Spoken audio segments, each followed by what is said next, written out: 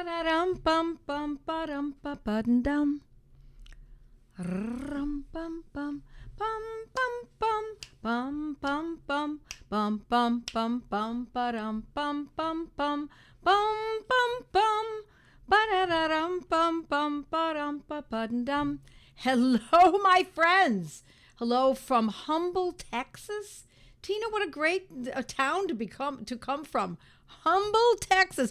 Good evening, my friends. Good evening. Hey, from Fort Worth, Texas. Good evening from San Juan Capistrano, California. It was a beautiful warm. Yeah, it's getting warm on the East Coast too. It's getting pretty much more comfortable in Buffalo. I'm not in Buffalo, but still. Hi, Dawn. Nice to see you. Hey, from Oklahoma. So, hi, friends from Missouri and Montreal and Pennsylvania. So good to see you. Australia, Oregon. Beautiful. Love to see you all. Thanks for joining me, friends.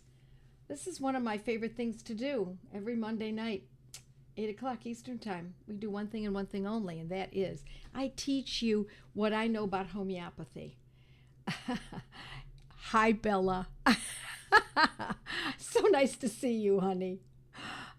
So good to see everyone. So, for those of you who don't know me, my name is Joette Calabrese, and I do this. I teach homeopathy so that you can learn and you can use it in your family, and you can be freed from the shackles of illness, anxiety, worry, angst, etc. And for those who do know me, hi, friends. I see you on many different forums here. It's great to see you. Hi, Judy from Illinois, or Judith, I should say. Judith, there we go. All right, friends. Now we're talking about avian flu. First of all, Dr. Sam Hahnemann is right there, and I want to make sure that you can see him because he's a very important figure in our history. The man who organized homeopathy, kind of discovered it, and then organized it, and so he's always here with me. It's a bust that my son got me for, I think it was Christmas. Alrighty, my friends. So tonight we're going to be talking about avian, and I have to say, we're not talking about how it affects people as much, but raise your hand if you're done with this flu business. Listen, my friends, I'm old enough to remember when the flu wasn't big news every year. People got their colds. They got this, they got that. It was done with. There was no discussion. There was no fear. There was no fretting. But I don't know. It feels to me like there's something rotten in the state of Denmark. Perhaps you know what I mean. Because barely a season goes by without another threat. Either directly to us or the farmers or to our food supply. You remember a couple years ago, wasn't something like 100 food manufacturing storage facilities in the U.S. were burned to the ground. What? What the heck? So I consider it that something that I have more questions about than I do answers. But I still want to look into this, and I'm asking you because I have such an incredible group of followers, very educated. Many of you have a lot of information. Many of you are already farmers. Many of you have been studying and using homeopathy and other methods for decades. And so I so appreciate you being here with me. For those of you who are new, that's okay. Just sit back and jot things down. There may be some writer-downers for you. So tonight I'm going to approach this in two different ways. First, I want to know, what do you know in terms of what can be done to protect the flock, the chickens? That is the concern, isn't it, at this point? Because people are not really getting sick. I'm looking for Floozy right now, and I think she's in here somewhere. And so, I don't see her. Come on, Floozy, come on out, sweetie. I know you're there. I hear her. She's just squeaked. So she's been very worried, as you can imagine, because of all the fires a couple years ago. But you know what they want to do to her, the likes of her. And so my questions are, maybe you already have some answers. I'll give you what my take is on this. Some of the questions that I have, one of the questions I have is that Are these viruses real? Is there something bigger than avian flu going on here? It does seem like that. Every year there's something. And is this a habit that the powers that be simply can't resist? That is scaring the wits out of the public and using that panic to direct the public to look over here instead of over there. And probably most importantly, shouldn't we always be questioning science? Isn't that the idea of science? Is that it's in a flux? That we're always looking to move towards more information and never accepting the scientific information that's already been put out there? That's the way I see it. So let me just start by saying, as a homeopath, my friends, we're often blinded or held kind of in a blind state by lack of real information. We don't always know what's going on in a person's body. Sometimes we need to simply use a homeopathic medicine without really knowing for certain what we're treating or that we even ought to treat. That puts us in a difficult position sometimes. However, because our medicines have no side effects and they only cost $15, $18, $20, it makes it it opens this idea up a little bit more, that we can treat something that we don't have absolute information on yet. So now I'll tell you a story that I'm going to offer rather guardedly. And I'll explain why it's guarded in a little while. But just today, a friend, and she may even be here, asked me to give her advice on her granddaughter's health. That is, she believed, her mother, the child's mother, believes that her daughter has parasites. And to be specific, I think it was pinworms. And now that condition, I'm going to say parenthetically, my friends, is often met with Cina, C-I-N-A. Cina 6, sometimes Cina 3. Some people use it in a 3. Some people use it in a higher potency. My method, generally speaking, is Cina 6 twice a day for a long period of time, 2-3 months. And it has rarely failed me with my clients and my students. There are other medicines that we could choose as well, but that's pretty much the number one. But for this babe, this little girl, there was no diagnosis, and the symptoms were kind of unclear. I don't know if it's probably because her grandma was relaying it to me. And I always urge, if possible, to find out whether or not this is real. Is it a parasite problem? The mom could go to the doctor, the pediatrician's office, but I know that many of you often shy away from that because of the harassment that they get when they go to the doctor's office, especially the pediatrician. So a lot of times moms want to know without, get a diagnosis in their own fashion. And that is, you can go simply, you're not getting a diagnosis, but you can simply determine whether or not this condition is occurring based on symptoms. There's a number of symptoms. Excuse me. So with that information, with it not being an absolute, that we're just using some symptoms, we don't have an absolute diagnosis, would it be hazardous? Would it be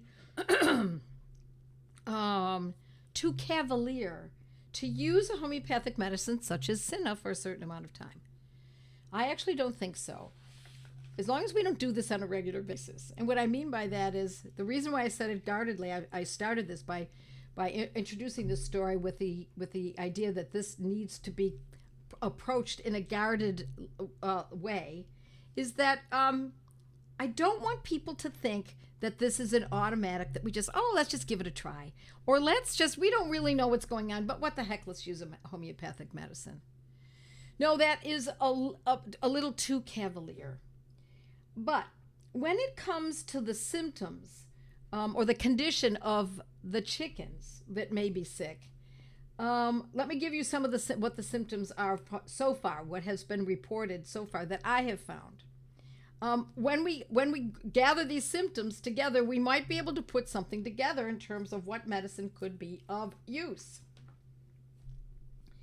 So, some of the signs for avian influenza include eating less, not so unusual when someone or an animal is sick, coughing, sneezing. Now, we had chickens. I never saw a chicken sneeze, but sneezing, nasal discharge, of course, with sneezing, that makes sense, but not necessarily. Reduction of egg production, of course, they're not well. Lack of energy, swelling around the face, purple discoloration around the face, lack of coordination, diarrhea, muscle tremors, and drooping wings. So, we don't know whether there's burning because these are chickens and we can't ask them. There are a lot of questions that we don't have answers to, but based on these symptoms, could we come up with a homeopathic medicine that could be used prophylactically for the chickens? In other words, if you have a flock of chickens, can you put homeopathic medicine in their trough so that they can sip it from the trough, maybe change it twice a day, as you normally would do anyway? I'm going to tell you what I have, my research, what I came up with today. Let me start with this. This is influenza. Now, I put it in quotation marks because, my friends, it's very hard to know what it is exactly we're dealing with. Some say that it's not a virus at all, that it's something else. But let's just start with this. At this moment in time, we know this to be a virus. So we're going to go with the Banerjee protocol. I almost always start with Banerjee protocols because they're so clinically proven time and time again over a century and almost 120, 130 years. So their protocol is not for chickens, it is for humans, but we can easily consider this for animals as well. And this, let me also say, there are no tests. Are there tests for influenza? Blood tests, urine tests, saliva tests. Influenza is generally determined by what's going around and kind of clinically assessing that perhaps this person is sick because other people around them are sick. So the first medicine, and you might want to jot this down, is Rhus tox 30 alternating with Bryonia 30. Now, we know Rhus tox 30 and Bryonia to be medicines that are specific for joint aches and pains. We don't know whether or not these chickens are aching, but they do have a strange gait, right? They're weakened. Let me just go back to that. Causing sneezing, reduced, lack of energy, swelling around the face, purple, lack of coordination, diarrhea, maybe that's it. Drooping wings. But I have to say, I'm going to go through these and then we're going to go back to those symptoms again. Their second remedy that they consider is if there's a high temperature. Now, it doesn't say that these chickens have high temperatures. And I don't know how you'd really necessarily know. I've had chickens, but I'm certainly not a veterinarian. And the Banerjee suggests belladonna 3C in liquid every hour. Now, the third remedy that they consider is arsenicum album 3C in liquid, every 30 minutes, in the beginning to get started. That doesn't mean every 30 minutes for 10 days. It means every 30 minutes for the first couple hours or hour or so. And that's specifically for nausea and vomiting. And if they're sneezing, you can use arsenicum album 6 every 30 minutes. And the fourth is Eupatorium mother tincture, alternating with Bryonia 30 every 3 hours. Now, I know I'm going through this rather quickly, but you can watch this later and jot it down if you didn't get it all and you want it. So now, let's go back to the symptoms again, shall we? The conditions of the birds that in my estimation stand out. Let's go through them all. Eating less, not very powerful. Coughing, sneezing, perhaps. Nasal discharge, reduction of egg production, not very important. Lack of energy, so there's fatigue. Okay, I think that's probably has some value there. Swelling around the face and purple discoloration around the face. That's unusual. Lack of coordination, so that's I think that has value. Diarrhea, muscle tremors, and drooping wings. Now, just as a homeopath, my first thought is Cuprum metallicum because of the lack of coordination and also because of the muscle tremors. That's certainly a possibility. Purple discoloration around the face, I automatically think of something like lachesis, maybe belladonna. And so these are the ideas that I have. Arsenicum album for the drooping and the fatigue.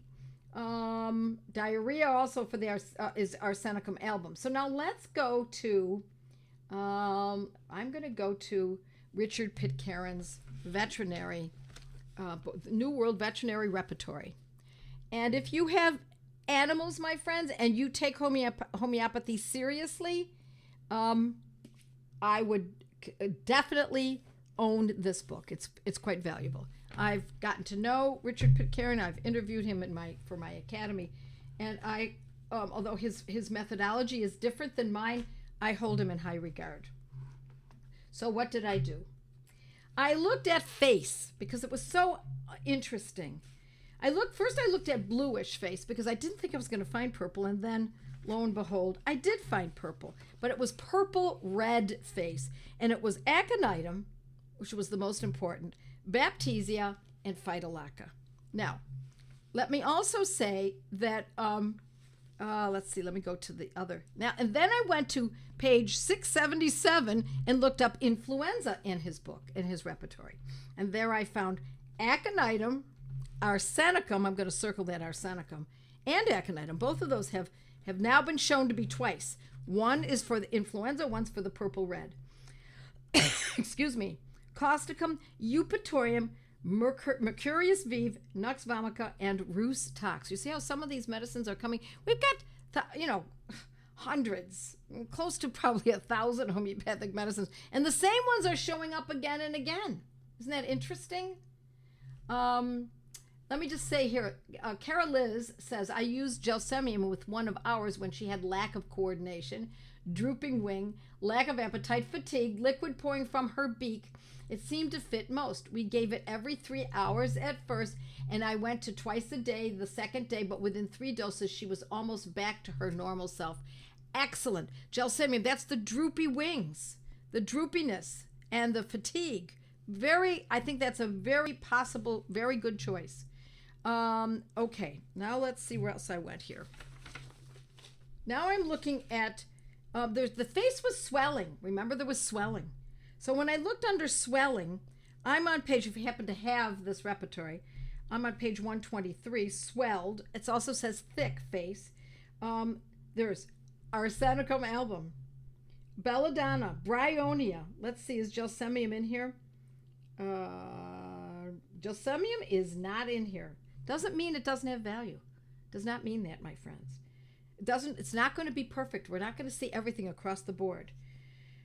Mercurius, Helleborus, Heparsulf, Natmur. These are all the big ones. Rhus tox again, sulfur. But the big ones are Arsenicum and Belladonna.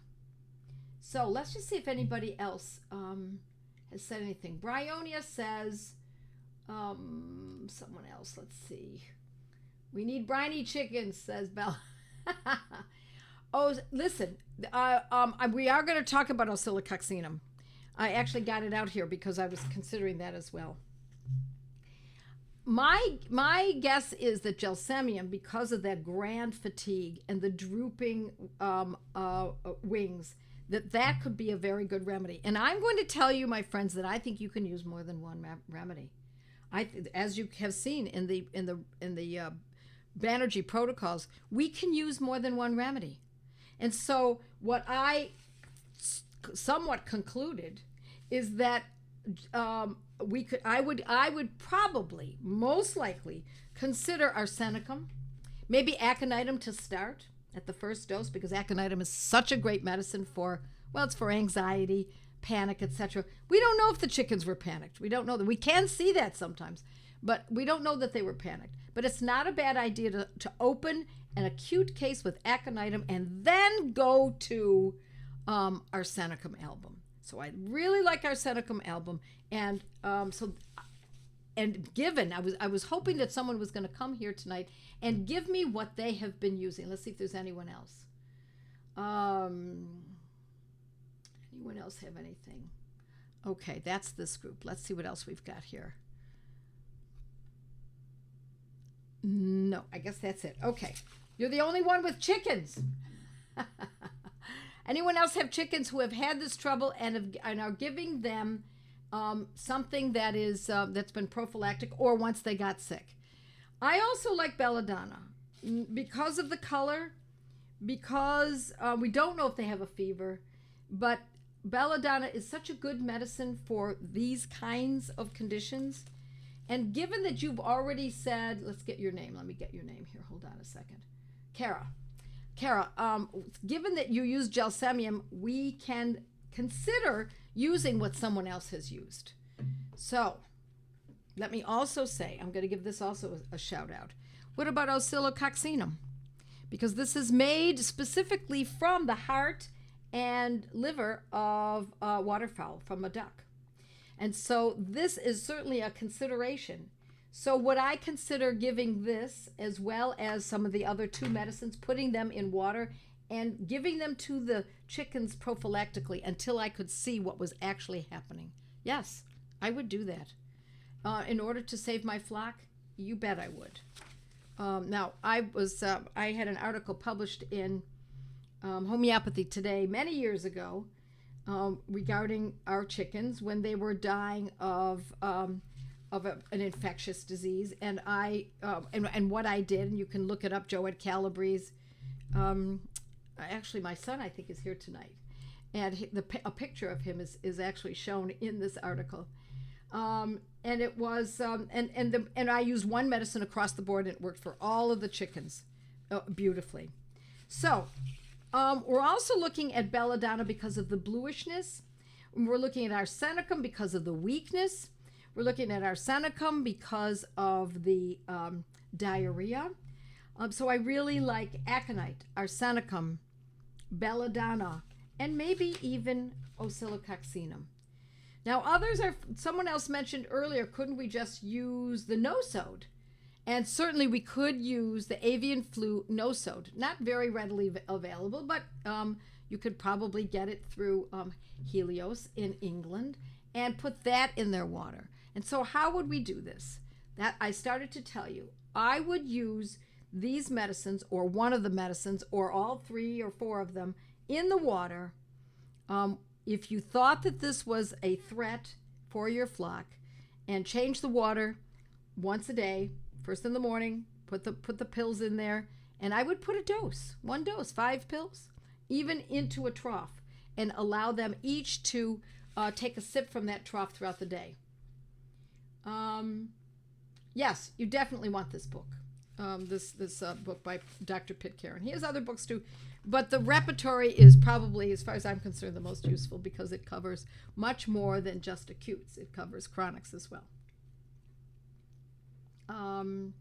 Thank you for the book suggestion. Purchase for the farm. We have used homeopathy on the calves. Oh yeah, there's no doubt. I've treated calves, I've treated cows, I've treated llamas. See if we have anyone else with any other questions here or any other comments. I'd like your comments. My chickens had diarrhea, sneezing, and some nasal discharge last week. They were acting very normal and seemed to be eating just fine. I put bioplasma in their water for 3 days, and they are totally fine now. Was planning to put it in the water for 1 day, perhaps once a week. I think that's a very a prudent idea. That was Holly. Thank you, Holly, especially since they're not very sick. You can boost them by using bioplasma, which is the 12 cell salts that some of you know. If you don't know it, bioplasma is a great homeopathic combination medicine. Yes, I don't have chickens, but we have been using ferrum phos as a prophylactic. Ferrum phos is one of the cell salts in bioplasma. Let's see what else we've got here. Also show slow in developing the illness. Gelsemium. Good point, Anne. Good point. Slow in development of the illness is gelsemium. Here we go. Debbie says, I just bought the avian flu nosode from, and you can see it here, and plan to give it prophylactically. And this is, I can't read it very well, but I think if whoever's here with me tonight, is it Natalie? If Natalie, if you could grab that, please, in the chat. And let's see what else we've got. Bioplasma helped my brother's cat get over his cold when he was sneezing and snotty. Yes, there's no doubt. Bioplasma has a lot of value, friends. It could, if nothing else, it can be very comforting to take as well. Very inexpensive. Do you have a specific amount of pellets for a specific amount of water? I usually just catch them and drip it in their beaks. I have done it that way when we had chickens, but then we had, 28 chickens at the time.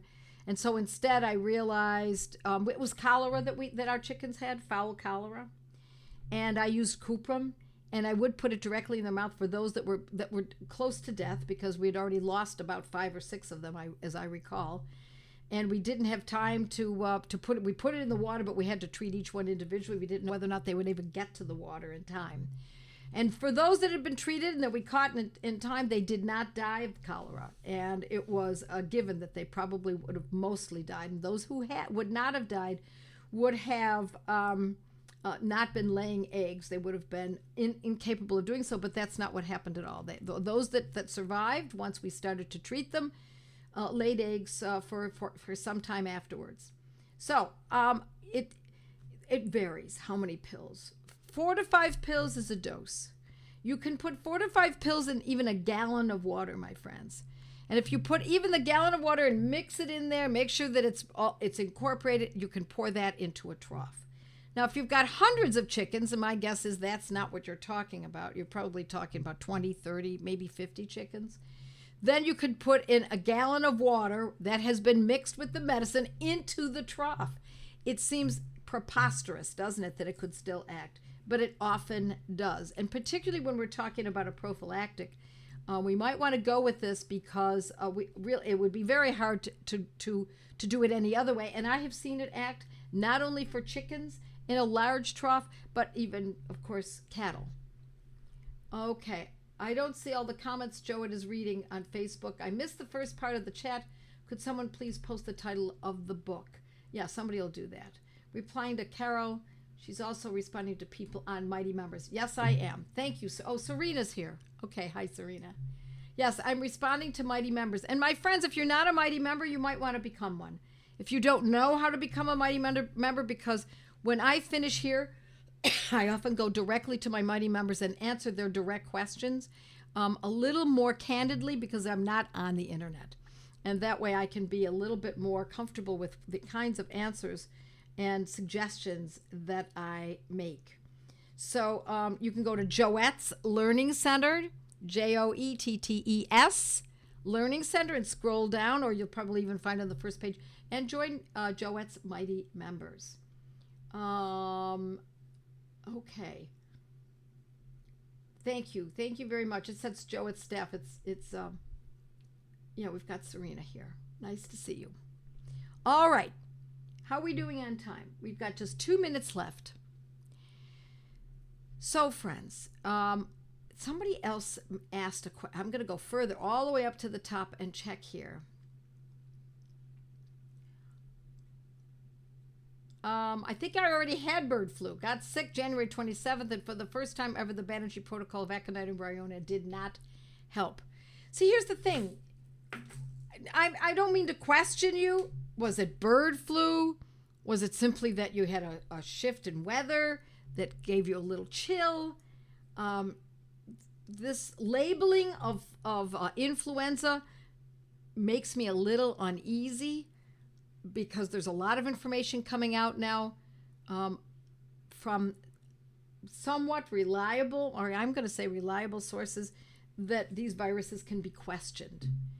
And so if you think of it as a flu or something that you caught, and I'm not saying that's what you're saying, Alice, but if you think of it that way, we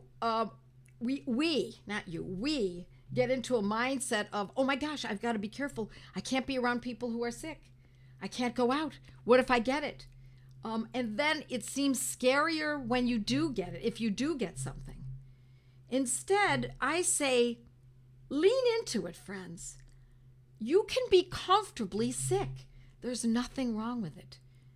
Take it as an opportunity to lay down, to take a nice nap during the day, to drink some bone stock, to get some lemons and juice them. And if you're too ill to do that, have someone in your family do it for you. Juice some lemons or some oranges and drink that in water.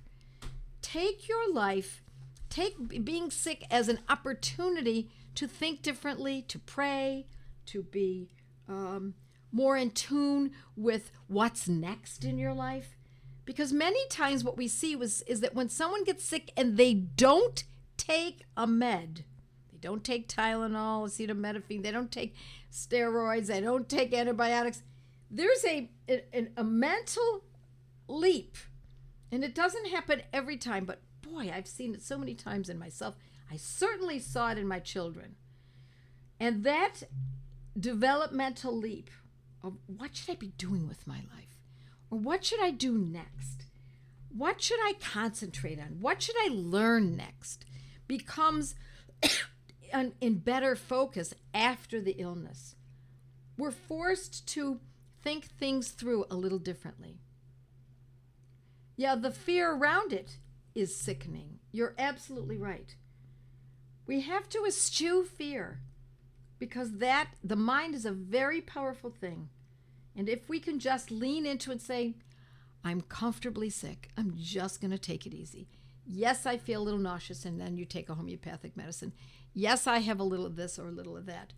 Even if it's a lot, it's something we know we're going to get past.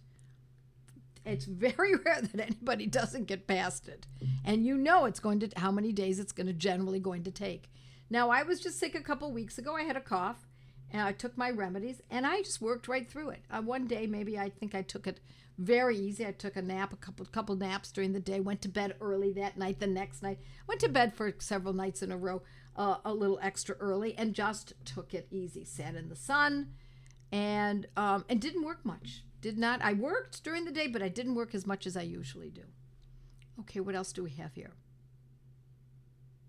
Yes, it's fear. Sickness is scary, though, when you can't afford to take it easy and you have to force yourself through it. It can force you to work.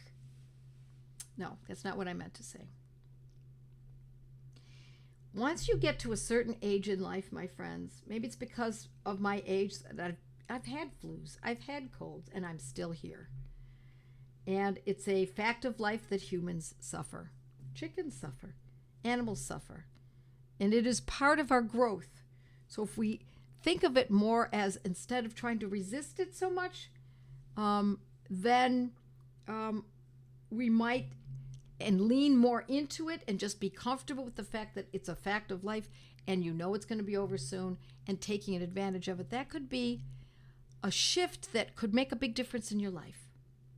And so, my friends, it is 8:33 Eastern time, and so I'm going to say goodnight, except to my mighties. So I'll say goodnight to everyone else, and Joette's Mighty members, stay on and I'll answer your questions.